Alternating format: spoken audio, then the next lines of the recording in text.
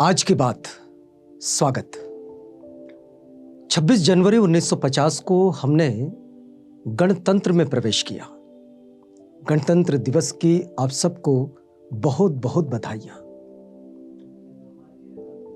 गणतंत्र दिवस पर आज की बात को आपके पास पहुंचाते हुए जब सोच रहे थे तो सोचते सोचते इस नतीजे पर पहुंचे कि क्यों ना आज आपको बाबा साहेब डॉक्टर अम्बेडकर के उस भाषण का कुछ अंश सुना दिया जाए जो भाषण बाबा साहेब डॉक्टर अम्बेडकर ने 25 नवंबर 1949 में दिया था। यानी कि जब हमने भारत का संविधान अपने लिए स्वीकारा, उसे अपने लिए अपने साथ रखा, उसे अधिनियमित किया, उस दिन के एक दिन पहले बाबा साहेब का ये जो भाषण है, ये भाषण अपने आप में कई मायनों में बड़ा महत्वपूर्ण भाषण है। बाबा साहेब ने जिन चिंताओं को व्यक्त किए, बाबा साहेब ने जिस तरह से इस भाषण को दिए, वो अपने आप में हमारे आज के पूरे जनजीवन के लिए एक बड़ा ही मार्गदर्शक भाषण है। तो इसलिए हम भी इस नतीजे पर पहुंचे कि आज गणतंत्र दिवस पर आपको इसी भाषण के कुछ अंश सुनाए जाए।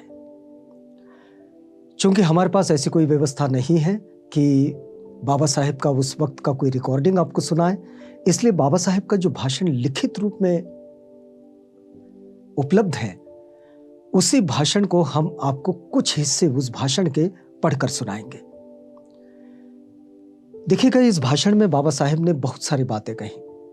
सबसे पहले तो उन्होंने कॉन्स्टिट्यूएंट असेंबली के लिए और संविधान सभा के लिए धन्यवाद व्यक्त किया। इस कार्य में जितने लोगों ने सहभागिता दी, उन सब के लिए उन्होंने धन्यवाद व्यक्त किया, उनका आभार व्यक्त किया।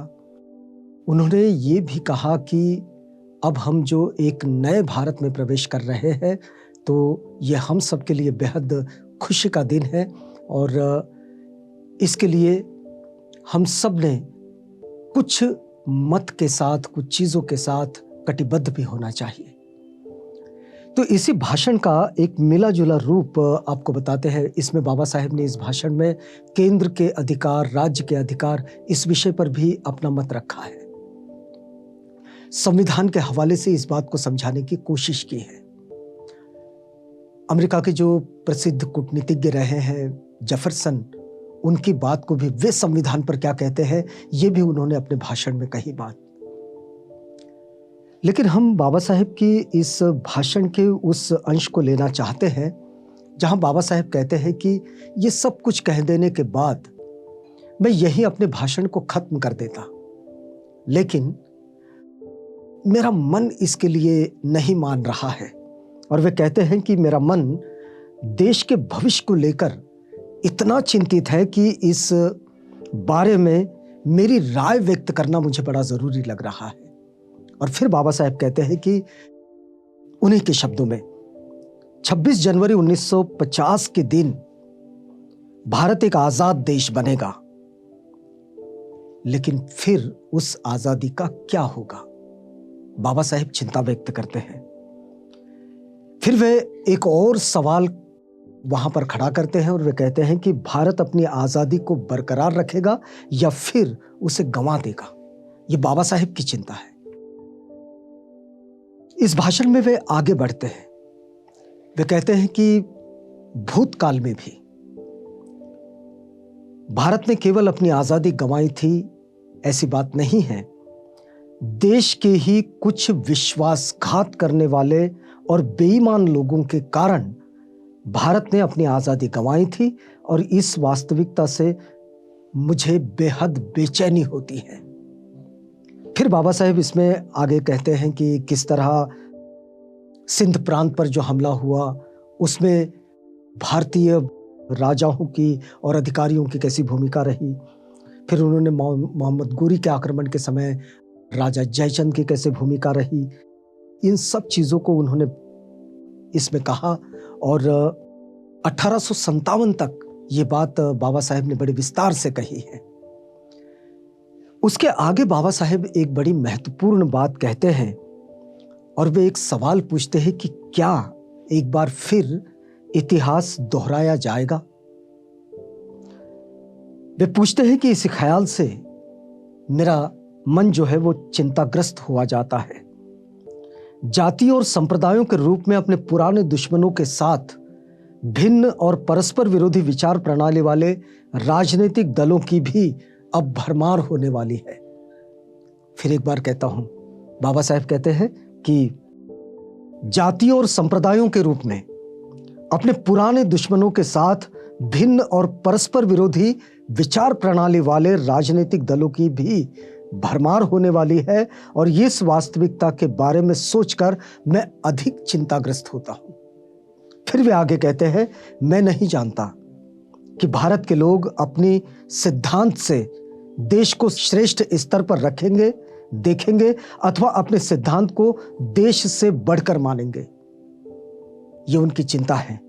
और लेकिन एक बात पक्की है, बाबा साहेब कहते हैं कि अगर पक्ष यानी कि पार्टियां अपनी तत्व प्रणाली को देश से बढ़कर मानेंगे तो फिर दोबारा आजादी गंवाने का संकट आएगा।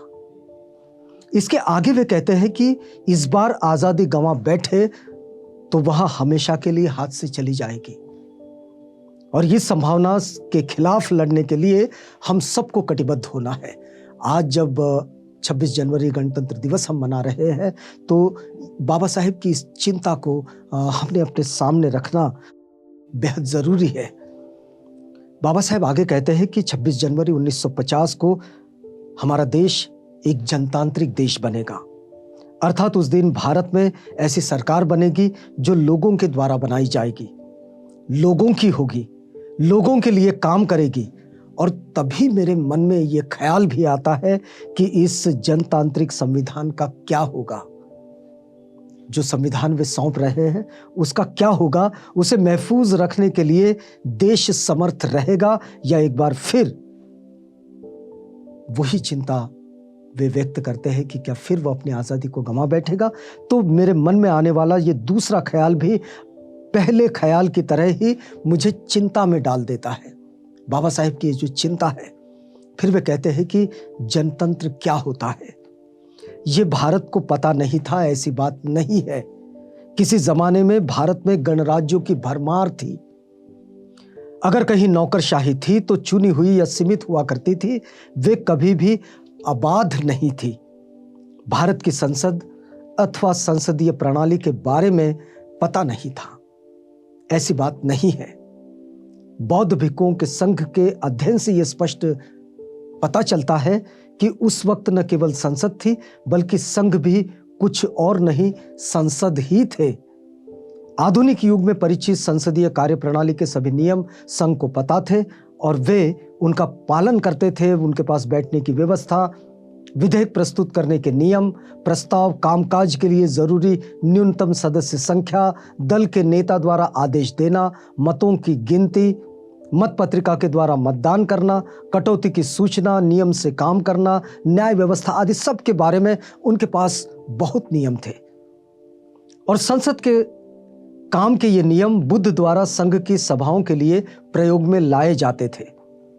लेकिन देश में उस दौरान कार्यरत राजनीतिक विधानसभा की नियमावली से ही उन्होंने ये नियम स्वीकार्य हो गए। भारत ने ये जनतांत्रिक पद्धति गंवाई, बाबा साहेब कहते हैं। अब क्या दूसरी बार भी वह उसे गंवाने वाला है, ये मैं नहीं जानता। बाबा साहेब कहते हैं कि ये मैं नहीं जानता, लेकिन लंबे समय से जनतंत्र प्रयोग में ना होने के कारण उसका बिल्कुल नया लगना भारत जैसे देश में हो सकता है। यहां जनतंत्र द्वारा तानाशाही को स्थान दिए जाने का जोखिम ज्यादा है। बाबा साहेब उस वक्त इस बात को बड़े ही चिंताग्रस्त स्वर में रखते हैं। फिर वे आगे कहते हैं कि नए सिरे से देश में आया जनतंत्र अपना बाह्य रूप बरकरार रखेगा, लेकिन असल में वह तानाशाही को जन्म दे सकता है। प्रचंड बहुमत हो तो दूसरी संभावना के पैदा होने का जबरदस्त खतरा है। और इसलिए बाबा साहेब का विपक्ष पर बड़ा काम रहा है। उनका कहना था कि भाई जनतंत्र को अगर सफलता की ओर बने रहना है तो विपक्ष का मजबूत होना बड़ा ज़रूरी है। देखिए आगे वे कहते हैं कि हम अगर सचमुच चाहते हैं कि केवल बाह्य स्वरूप में ही नहीं वरना वास्तव में जनतंत्र अस्तित्व में आए तो हमें उसके लिए क्या करना होगा। तो मेरी राय है कि हमें पहले अपने सामाजिक और आर्थिक उद्देश्यों की पूर्ति के लिए संवैधानिक मार्ग को ही अपनाने की ठान लेनी चाहिए। देखिए फिर एक बार पढ़कर सुनाते हैं आपको। बाबा साहेब कहते हैं कि मेरी राय में जो पहले हमें अपने सामाजिक और आर्थिक उद्देश्यों की पूर्ति के लिए संवैधानिक मार्ग को ही अपनाने की ठान लेनी चाहिए। एक महत्वपूर्ण बात है कि जिस पर हमने अमल करना बेहद जरूरी है कि जनतंत्र के संवर्धन में जिनकी आस्था है उन सबको जॉन स्टुअर्ट मिल की दी हुई चेतावनी को ध्यान में रखना होगा। और यह चेतावनी क्या है? तो उनकी राय में, यानी कि जॉन स्टुअर्ट मिल की राय में, व्यक्ति भले ही कितना भी महान हो, लोगों को अपनी स्वतंत्रता उसके चरणों में अर्पण नहीं करनी चाहिए। साथ ही उस पर इतना विश्वास न करें कि वह प्राप्त अधिकारों का इस्तेमाल लोगों की संस्थाएं ध्वस्त करने के लिए करने लगे। अपना पूरा जीवन देश के लिए समर्पित करने वाले महापुरुषों के प्रति कृतज्ञता व्यक्त करना यह गलत नहीं है। बाबा साहेब कहते हैं जॉन स्टुअर्ट मिल की बात को जोड़ते हुए कि अपना पूरा जीवन देश के लिए समर्पित करने वाले महापुरुषों के प्रति कृतज्ञता व्यक्त करना गलत नहीं है, लेकिन कृतज्ञता की भी कोई सीमा होनी चाहिए। और फिर वे इसके आगे डैनियल ओकॉनेल की एक बात को जोड़ते हैं और वे कहते हैं कि डैनियल ओकॉनेल ने ठीक कहा है कि कोई भी व्यक्ति अपने स्वाभिमान की बलि चढ़ाकर कृतज्ञता व्यक्त नहीं कर सकता। बाबा साहेब की चिंता ये 1949 में है जब वे संविधान को दे रहे हैं और 1950 से हम गणतंत्र में प्रवेश कर रहे हैं। बाबा साहेब आगे कहते हैं कि अन्य देशों की तुलना में भारत को सावधान रहने के इस इशारे पर ज्यादा ध्यान देना होगा, क्योंकि भारत में भक्ति का मार्ग, विभूति पूजा अन्य किसी देश की राजनीति की तुलना में सबसे अधिक दिखाई देती है, जो हम आज भी देखते हैं। धर्म में भक्ति आत्मा की मुक्ति का मार्ग हो सकती है, लेकिन राजनीति में भक्ति अथवा व्यक्ति पूजा अधःपतन और अंततः तानाशाही की ओर ले जाने वाला मार्ग साबित होती है। बाबा साहेब की चेतावनी है ये। फिर आगे वे कहते हैं, ये तीसरी बात, कि केवल राजनीतिक जनतंत्र पर हमें संतोष नहीं कर लेना चाहिए। अपने राजनीतिक जनतंत्र को हमें सामाजिक जनतंत्र में परिवर्तित कर ही लेना चाहिए। राजनीतिक जनतंत्र की जड़ में अगर सामाजिक जनतंत्र की ताकत न हो तो वह अधिक समय तक टिक नहीं सकता। और फिर वे आगे बताते हैं कि सामाजिक जनतंत्र क्या है। तो वे बताते हैं कि वह एक जीने की राह है, जीना है उस पे। इसके जरिए स्वतंत्रता, समानता, बंधुत्व को जीवन के सिद्धांत के रूप में मान्यता दी जाती है और स्वतंत्रता, समता और बंधुता को एक त्रयी के स्वतंत्र अंगों के रूप में नहीं सोचा जा सकता। इन तीनों का मिलकर एक संघ बनता है। स्वतंत्रता, समानता और बंधुता, इन सबको इकट्ठे लेकर हमें अपने जीवन शैली का हिस्सा बनाना होगा। फिर बाबा साहेब कहते हैं कि जनतंत्र के मूल उद्देश्य को अगर पकड़ना है तो समता से स्वतंत्रता को अलग नहीं किया जा सकता और न ही स्वतंत्रता को समता से अलग किया जा सकता है। और इसी प्रकार स्वतंत्रता और समता को बंधुभाव से अलग नहीं किया जा सकता है। बिना स्वतंत्रता का मतलब है कि कुछ लोगों का बहुतांश लोगों के ऊपर प्रभुत्व हो जाना। स्वतंत्रता के बगैर समानता निजी कर्तव्य के लिए मारक हो जाएगी और बंधुता के बिना स्वतंत्रता और समता अस्तित्व में ही नहीं रहेंगे। बाबा साहेब आगे कहते हैं कि इन सब को व्यवहार में लाने के लिए पुलिस महकमे की जरूरत पड़ेगी। भारतीय समाज में दो बातों का सिरे से अभाव है। इस वास्तविकता को मानकर ही हमें शुरुआत करनी होगी। उनमें से एक है समता, और हमारा समाज जो श्रेणीबद्ध विषमता के सिद्धांत पर आधारित है। हमारे यहाँ श्रेणीबद्ध विषमता है, यानी कि समाज में कुछ लोग ऊंचे स्तर के हैं और अन्य लोग निचले स्तर के। आर्थिक क्षेत्र में हमारे समाज में कुछ लोगों के पास बहुत अधिक संपत्ति है और कई लोग अत्यंत घोर गरीबी में हैं। 26 जनवरी 1950 के दिन हम एक विसंगतिपूर्ण समाज में प्रवेश करने वाले हैं। राजनीति में हमारे पास समता होगी, लेकिन सामाजिक और आर्थिक जीवन में असमानता होगी। राजनीति में हम हर व्यक्ति का एक वोट, हर वोट एक समान मूल्य वाले सिद्धांत को मान्यता देंगे। सामाजिक और आर्थिक संरचना के कारण अपने सामाजिक और आर्थिक जीवन में हर व्यक्ति का समान मूल्य वाला सिद्धांत हम नकारते रहेंगे और इस प्रकार के परस्पर विरोधी जीवन में हम कब तक जिएंगे?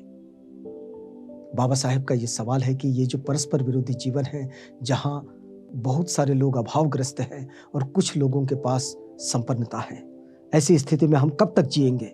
आर्थिक और सामाजिक जीवन में हम और कब तक समानता को नकारते रहेंगे? अगर अधिक समय तक हम उसे नकारते रहेंगे तो हम अपना राजनीतिक जनतंत्र खुद ही संकट में डाल देंगे। और इसलिए बाबा साहेब की ये जो चेतावनी है, जिस पर हमने हर समय हर पल इस पर काम करना होगा कि हम अपने जनतंत्र को विकसित कैसे करेंगे, जहां समानता की स्थापना हो, जहां हर एक व्यक्ति स्वतंत्रता के साथ जिए, जहां हर एक व्यक्ति को यह महसूस हो कि वो बंधुत्व में है। तो ये जो बंधुत्व का जीवन है, इस पर बाबा साहेब कहते हैं कि बंधुत्व के तत्व को मानना, बंधुत्व यानी क्या? तो भारतीय लोग अगर एक है तो सभी भारतीयों में बंधुत्व का भाव समान रूप में होना है। यदि ऐसा होता है तो सामाजिक जीवन में इससे एकता और सामंजस्य आता है। आज गणतंत्र दिवस पर इसी संकल्प के साथ कटिबद्ध होना, वास्तव में गणतंत्र दिवस को मनाना होगा। और यही व्यवस्था होती है सामाजिक जनतंत्र की। तो ये सामाजिक जनतंत्र के लिए बाबा साहेब आग्रही होते हैं और इस पर चिंता भी व्यक्त करते हैं और अपना ये पूरा लंबा भाषण वे इस तरह से देते हैं। इस भाषण का एक छोटा सा अंश हमने आज गणतंत्र दिवस के औचित्य पर आपको सुनाया है। आज गणतंत्र दिवस की ढेर सारी बधाइयां आपको देते हैं और यहां रुकते हैं क्योंकि ये वक्त पूरा होता है। आप बने रहिएगा हमारे साथ।